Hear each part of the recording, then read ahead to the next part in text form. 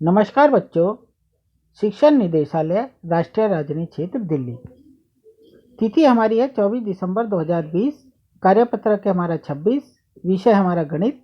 कक्षा है 8वीं और आज का शीर्षक है घन के अभाज्य गुणनखंड। घन के अभाज्य गुणनखंड।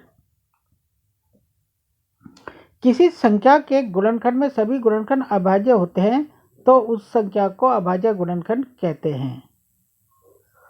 उदाहरण 500 के हैं गुणनखंड है 2 गुणा 2 गुणा 5 गुणा 5 गुणा 5।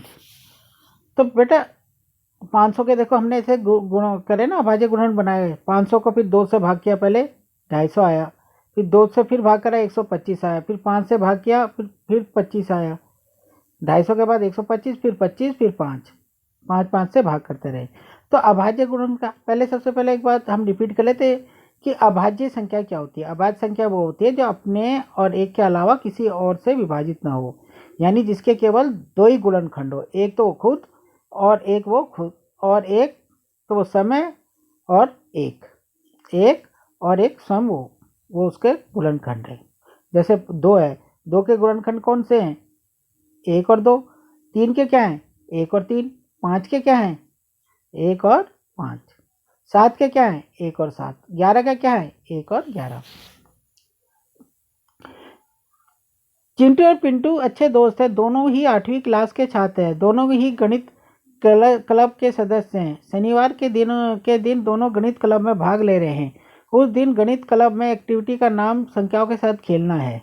चिंटू पिंटू इस पर चर्चा करते रहे हैं। चिंटू, क्या आपको एक बात पता है? पिंटू, क्या?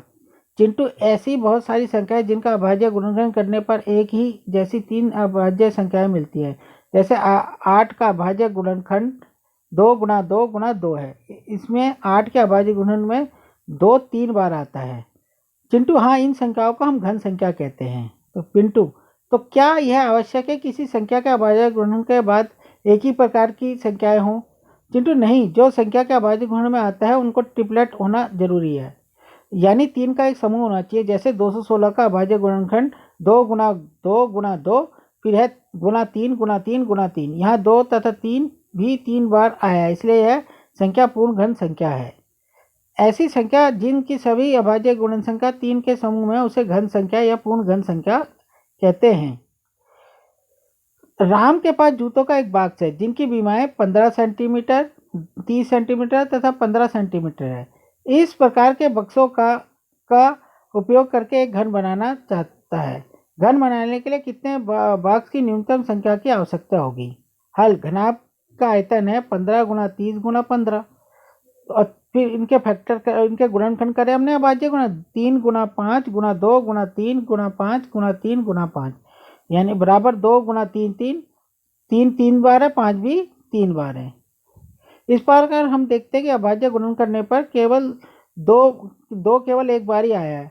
पूर्ण घन बनाने के लिए 2 गुणा 2 की जरूरत है। इस प्रकार राम को 2 गुणा 2 यानी 4 बक्सों की जरूरत होगी।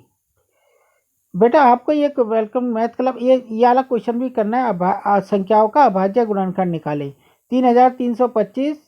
बेटे इसका भी आपने ये संख्या भी करना है, ये काम भी करना है, संख्याओं का अभाज्य गुणनखंड।